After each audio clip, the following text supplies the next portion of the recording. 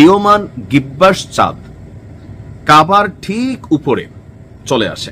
ক্ষীয়মান গিব্বাস চাঁদ, আচ্ছা, যেটিকে নিয়ে বিজ্ঞানীরা একরকম ব্যাখ্যা দিচ্ছি, আর আমরা যারা সোশ্যাল মিডিয়া কন্টেন্ট ক্রিয়েটর আছি তারা আরেক ধরনের মন গড়া ব্যাখ্যা দিচ্ছি যে আসলে এটা কেয়ামতের আলামত কিনা, এই প্রশ্ন উঠে এসেছে। এখন আসুন দেখি বিষয়টা নিয়ে বিজ্ঞানীরা কি বলে, বা এই ঘটনাটার কারণ কি, বা এটা কি এবারই প্রথম ঘটেছে নাকি আর জীবনে ঘটে নাই, নাকি সামনেও ঘটবে।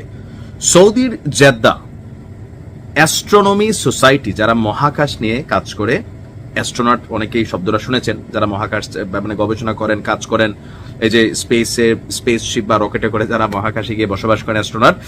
তো এই অ্যাস্ট্রোনমি সোসাইটির যিনি প্রধান মাজেদ আবু জাহরা, তিনি বলছেন যে এই দৃশ্য প্রমাণ করে যে চাঁদ সহ অন্যান্য মহাজাগতিক বস্তুর গতিপথ নির্ণয়ের জন্য করা যে গণনাগুলো আছে সেটা কতটা নিখুঁত। অর্থাৎ সারা বিশ্বের মুসলিমরা নামাজের দিক অর্থাৎ কিবলা আরো সঠিকভাবে নির্ধারণ করতে পারেন।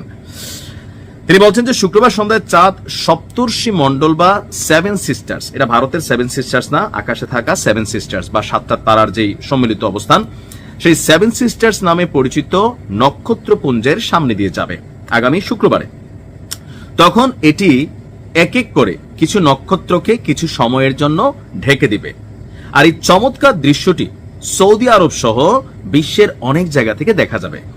তো পবিত্র কাবা শরীফে এই যে চাঁদের বিষয়টা যেটা আসছে, অনেকের কাছে এটি আধ্যাত্মিকভাবে গভীর তাৎপর্যের হলেও জ্যোতির্বিজ্ঞানীদের কাছে এটি একটি জাস্ট হচ্ছে স্বাভাবিক ঘটনা, যে চাঁদের গতিপথ বা চাঁদ সূর্য নিজস্ব কক্ষপথে যেভাবে ঘুরে আবর্তন করে, তো এটা হচ্ছে পার্ট অফ, এটা তাদের নেচার। গাণিতিক মডেলের ভবিষ্যৎবাণীর সঙ্গে সরাসরি পর্যবেক্ষণের তুলনা করেছেন এবং বিভিন্ন কোণ উচ্চতা বিশ্লেষণ করে এখানে নানানভাবে বৈজ্ঞানিক ব্যাখ্যা বিশ্লেষণ তারা তৈরি করছেন। ঐতিহাসিকভাবে সূর্য, চাঁদ এবং নক্ষত্রের অবস্থান দেখে নামাজের সময় এবং কিবলা নির্ধারণের মতন বিষয়গুলো মুসলিম জ্যোতির্বিদ্যায় সবসময় গুরুত্বপূর্ণ ছিল। তো নামাজের যে কিবলা, এই চাঁদ যখন ঠিক আসছে, সেন্টারে আসছে, তখন ধরা হচ্ছে যে না, আমাদের যে কিবলা সেটা ঠিকই আছে। দেখেন, এটা নিয়ে নানান বক্তব্য থাকতেই পারে।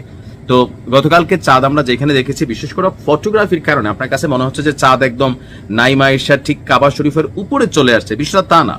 এই মুহূর্তে সোলার মুন, তারপরে কারুর কাছে মানে এক একটা শব্দ যে চাঁদ পূর্ণাঙ্গ রূপে প্রকাশ পায় এই যে সময়কালটা। তবে শত শত বছর পরে অথবা কয়েক যুগ পরে, অর্ধযুগ পরে বিভিন্ন সময় চাঁদের বিভিন্ন আকৃতি তৈরি হয় এবং পৃথিবীকে ঘূর্ণনের সময় কিছু কিছু জায়গায় বিরল কিছু দৃশ্য দেখা যায়। এটার সাথে কেয়ামতের আলামতের কোনো লক্ষণ নাই, এটা স্বাভাবিক একটা গতি প্রক্রিয়া। তবে জিনিসটা মুসলিমদের কাছে সুন্দর লেগেছে, দেখতে ভালো লেগেছে, অনুভূতির জায়গা থেকে বিষয়টা হয়তো অনেকে অতিরঞ্জিত করে ফেলেছেন। তো যাই হোক, ভালো থাকুন, আসসালামু আলাইকুম।